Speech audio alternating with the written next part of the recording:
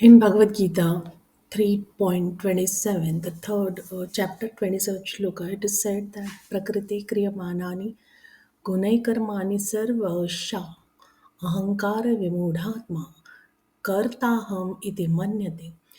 The soul that is bewildered since eternity under the influence of three modes of material nature thinks himself to be the doer of activities which are in actuality carried out by nature. The foolishly he thinks independent of any law. He thinks there is no god or regulative principle and he can do whatever he likes. Thus he engages in different sinful activities, as a result of which he is put into different hellish conditions to be punished by the laws of nature, life after life.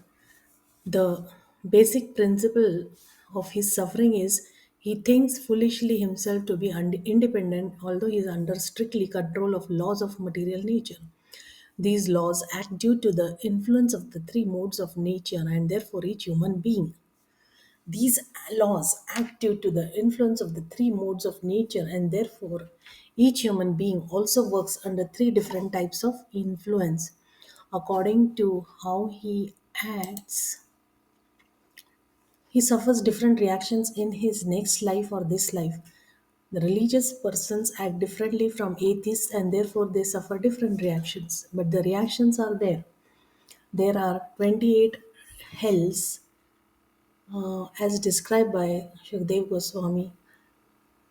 And these 28 hells, in each of these 28 hells, there's punishment is given out to the person who under the three modes of material nature thinks himself independent and the doer of activities.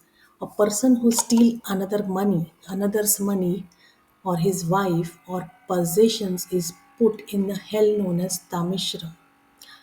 So there is this is one of the biggest sin that one creates, stealing others' money, wife, or possession. So there is a hell called as Tamishira. A man who tricks someone and enjoys his wife is put into the hellish condition. A man who tricks someone and enjoys his wife is put into extremely hellish condition called as Andha Tamishra.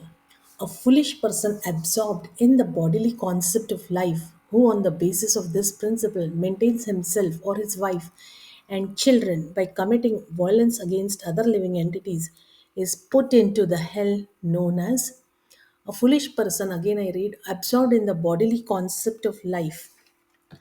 A foolish person who is absorbed in the bodily concept of life, who on the basis of this principle maintains himself or his wife and children by committing violence against other living entities. There is a hell called as Raurav.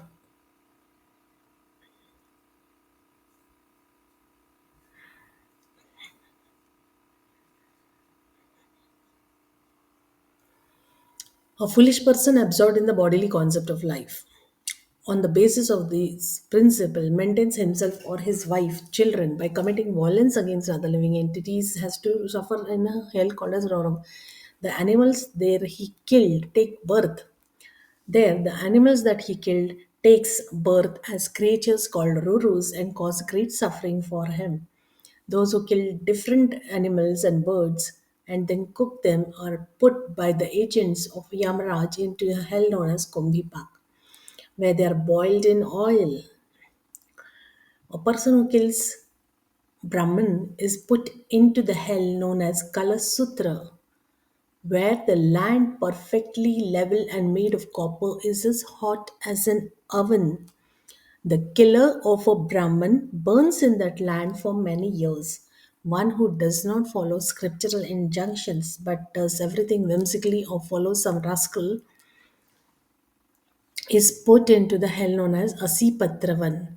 A government official who poorly administers justice or who pushes an innocent man to sin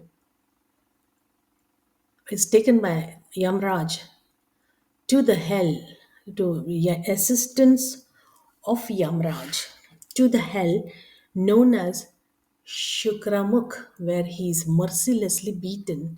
God has given advanced consciousness to the human being. Therefore, he can feel the suffering and happiness of the other living beings.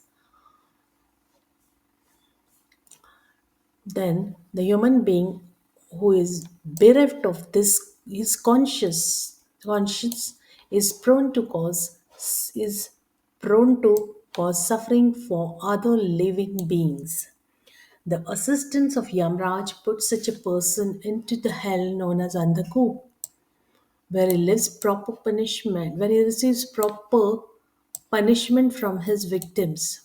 Any person who does not receive or feed the guest properly but personally enjoys eating is put in a hell called Krimi Bhojan, where unlimited number of worms and insects continuously bite him. A thief is put in a hell known as Sandamsh, a person who enjoys with another woman besides the wife is put in a hell known as Tapta Surmi. So, like this, the description of hellish planets is given in the chapter. There are so many in the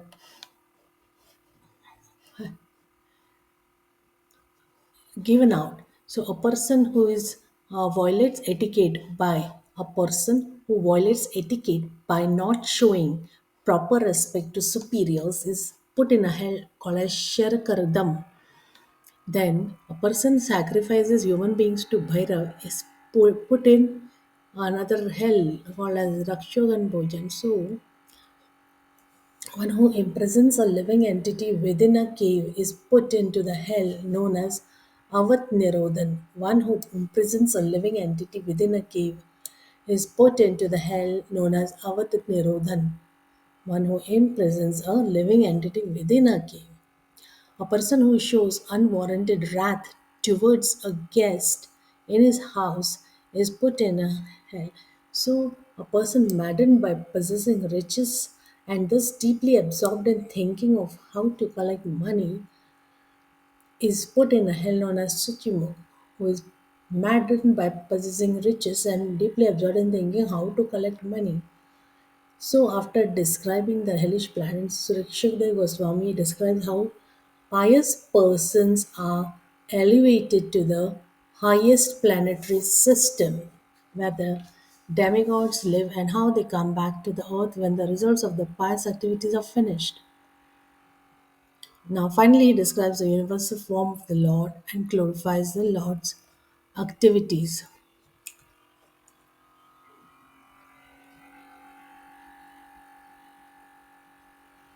So, all these different hellish planets are um, within this universe and are held slightly above the Garbhodak ocean and remain situated there.